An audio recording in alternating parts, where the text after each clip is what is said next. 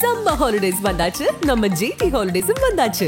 GT holidays, South India's #1 travel brand. மணப்பெண்ணின் பிரத்யேகமான திருமணம் Vivaha the Chennai silks. Lion squash அசல் பழங்களிலிருந்து தயாரிக்கப்பட்ட ரியல் ஸ்குவாஷ், கூலா ஜோரா. ஐபிசி தமிழ் நேயர்களுக்கு வணக்கம். இன்றைய நேர்காணலில் நம்மோடு இணைந்திருக்கிறார் அரசியல் விமர்சகர் சுமன் சி ராமன் அவர்கள். வணக்கம் சார். வணக்கம். தினமும் ஒரு பிரேக்கிங் செய்தி வந்துகிட்டே இருக்கு, நம்ம பார்த்துக்கிட்டே இருக்கோம். நம்ம பேசிக்கொண்டிருக்கக்கூடிய தருணம் கூட ஒரு பிரேக்கிங் செய்தியாம்.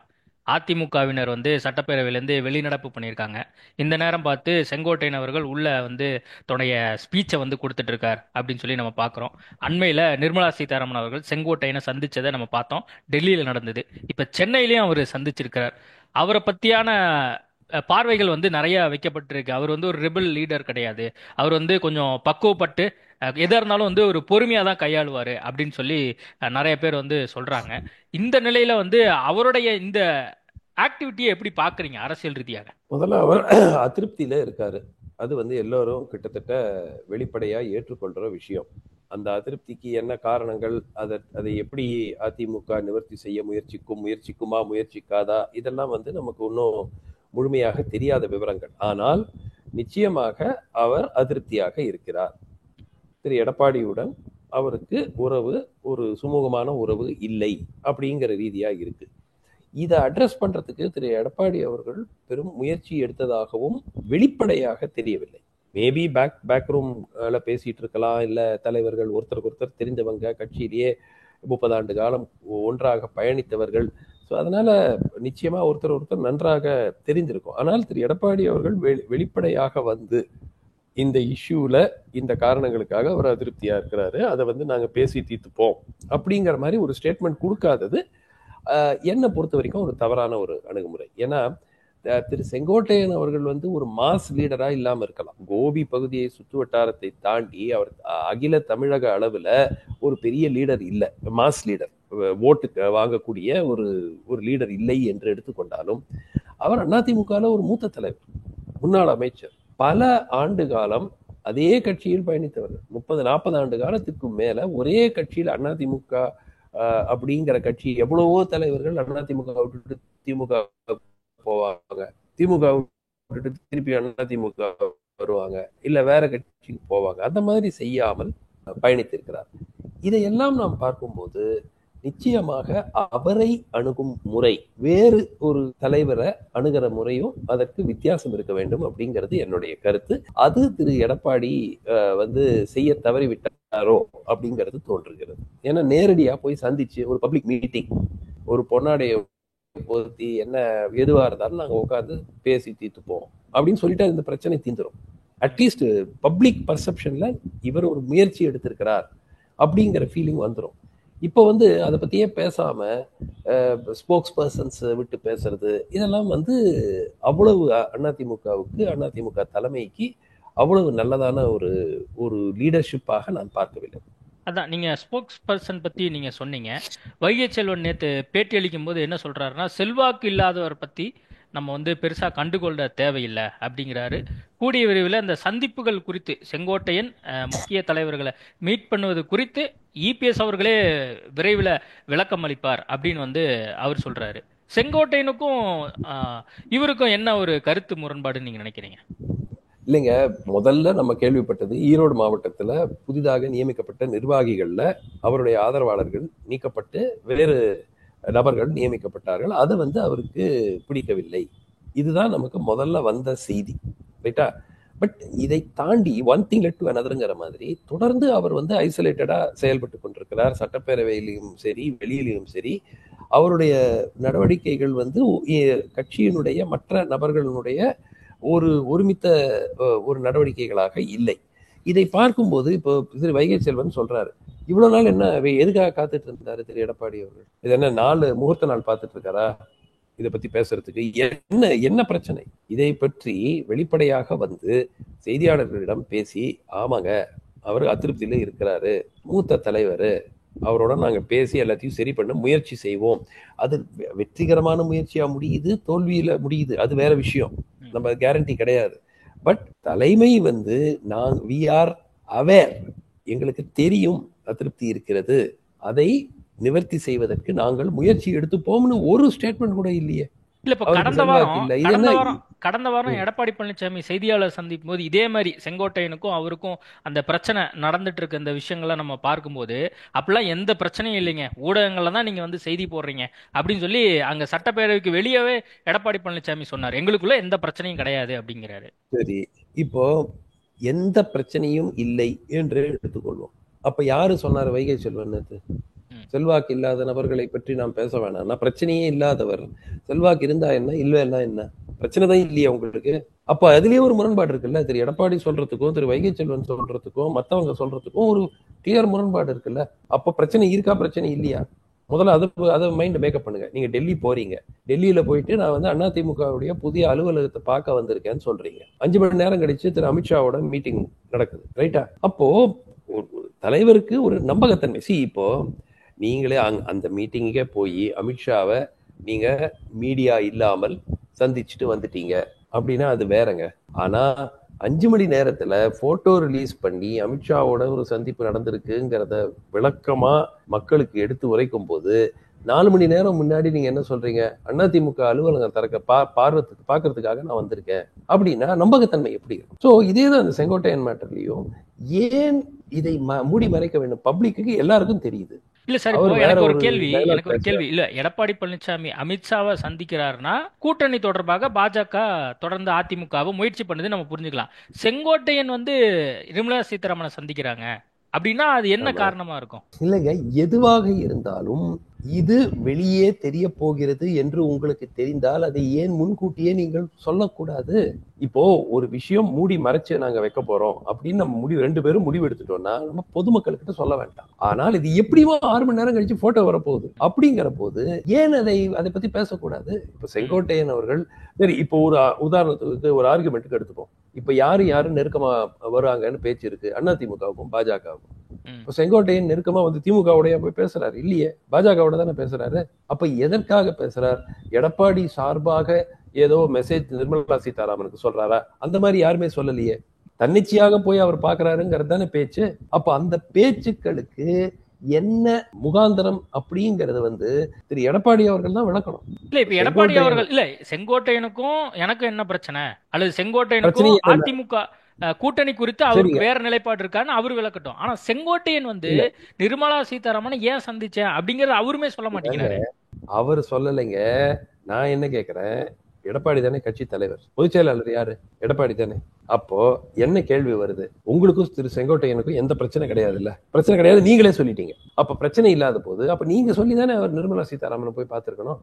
இல்ல வேற ஏதாவது பர்சனல் மேட்டரா ஒரு திருமணத்துக்கு பத்திரிகை வைக்கிறதுக்கு போனாரு? என்னன்னா இதுல எல்லாமே வந்து ஒண்ணுக்கு ஒண்ணு முரண் செய்திகள் இல்ல. அந்த ஸ்டேட்மெண்ட், அவங்க கொடுக்கிற ஸ்டேட்மெண்ட்ல முரண்பாடு அவ்வளவு இருக்கு. மக்களுக்கு இது தெரியாதா? பார்க்க மாட்டாங்களா? எப்பவுமே வந்து மக்களை வந்து ஒரு முட்டாள்களாக எடுத்துக்கொள்ள கூடாது.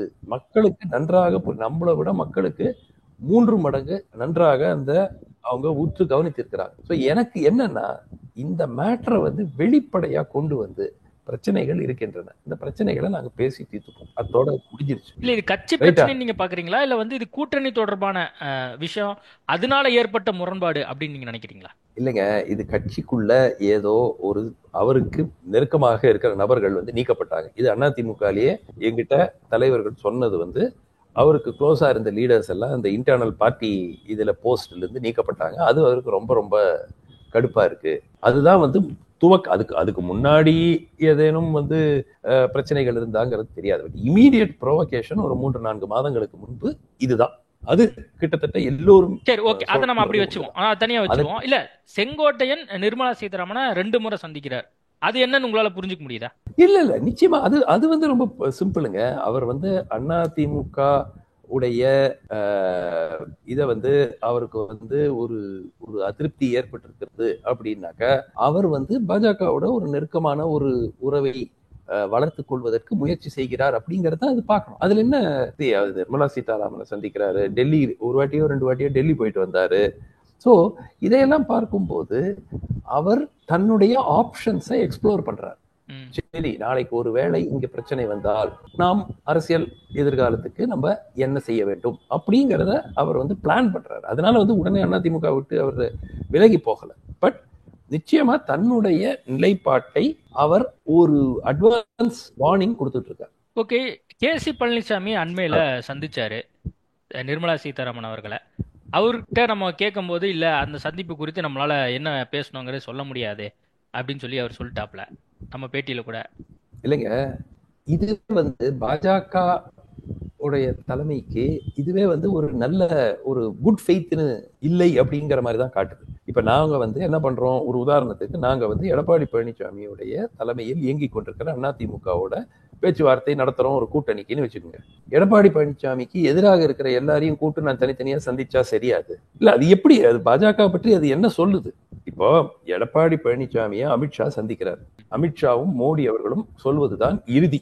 நிர்மலா சீதாராமன் சொல்வதெல்லாம் இறுதி அல்ல. இந்த 2 நபர்கள் தான் சொல்வதுதான் பாஜக நிலை அப்படிங்கிறது தெரியும். இப்போ நிர்மலா சீதாராமன் அவர்களுக்கு தெரியாதா, மோடி அவர்களோ இல்ல அமித்ஷா அவர்களோ சொல்லாமல் இந்த ஓபிஎஸ் அவர்களையோ, ஓபிஎஸ் ஆவது வேற விஷயம், ஏன்னா முதல் நாள்ல இருந்து அவர் கிட்டத்தட்ட 3 ஆண்டு காலமாக அவர் பாஜகவை நம்பி வாழ்ந்து கொண்டு இருக்கிறார் அரசியல் ரீதியாக, ரைட்டா? ஸோ அதனால அது வேற விஷயம். திரு கேசிபி அவர்களையோ செங்கோட்டையன் அவர்களையோ, கேசிபி அவர்கள் கட்சியில இல்லை அபிஷியலி, திரு செங்கோட்டையன் அவர்கள் கட்சியில் இருந்தாலும் அதிருப்தியாக இருக்கிறவர்கள், இவர்களை சந்தித்து அந்த புகைப்படங்களை ரிலீஸ் பண்ணி என்ன சிக்னல் நீங்க அனுப்புறீங்க? அதாவது திரு எடப்பாடி கிட்ட சொல்றாங்களா, நீங்க ரொம்ப கூட்டணி எல்லாம் வரலன்னா உங்க கட்சியை கவுக்கிறதுக்கே நாங்க பிளான் வச்சிருக்கோம், பிளான் பி இருக்குது, செங்கோட்டையனை இழுத்துப்போம், இல்ல அதிருப்தியாளர்களை வச்சு உங்களுக்கு பிரச்சனை உண்டாக்குவோம்.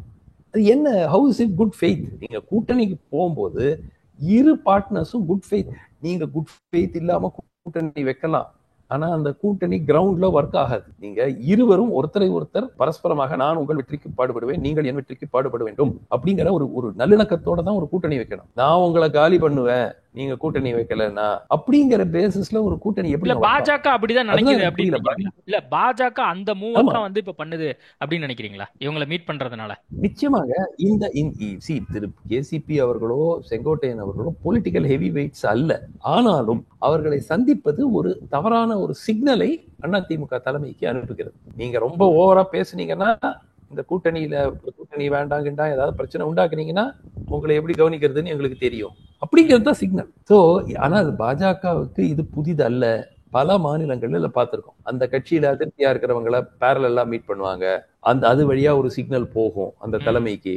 ஸோ இது ஒரு மெத்தட் ஆஃப் ஆபரேஷனாக வச்சுக்கிட்டு இருக்காங்க. ரொம்ப ஒரு நல்ல ஒரு அணுகுமுறையே இல்லை இது பாஜக தலைமையிடம். ஓகே சார், இந்த விஷயம் பேசு பொருளா ஆயிட்டு இருக்கக்கூடிய தருணத்துல அண்ணாமலை மாற்றப்படுவார் அப்படிங்கிறது விவாத பொருளா மாறிச்சு. கிட்டத்தட்ட அண்ணாமலையுமே செய்தியாளர் சந்திப்புல அதை கிட்டத்தட்ட மறைமுகமா உறுதிப்படுத்துறார் அப்படின்னு நம்ம பாக்குறோம்.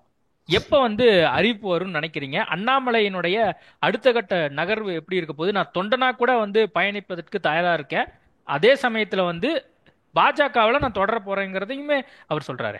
சரி, எனக்கு தெரிந்தவரை அடுத்த 10-15 நாட்களுக்குள் உறுதியாக, மேபி ஈவன் இந்த வாரம் இறுதிக்குள்ள கூட இந்த அறிவிப்பு வரலாம் அப்படிங்கிறது தான் எனக்கு தெரிந்த செய்தி. என்ன அறிவிப்பு? 2வது, இந்த பாஜகவினுடைய புது மாநில தலைவர் எதிர்பார்ப்பு இருப்பது திரு நயினார் நாகேந்திரன் நியமிக்கப்படலாம் அப்படிங்கிற ஒரு எதிர்பார்ப்பு. பட் அப்கோர்ஸ் பாஜக நமக்கு கொடுத்திருக்கிறது ஒவ்வொரு வாட்டியும் சர்ப்ரைஸ் தான்.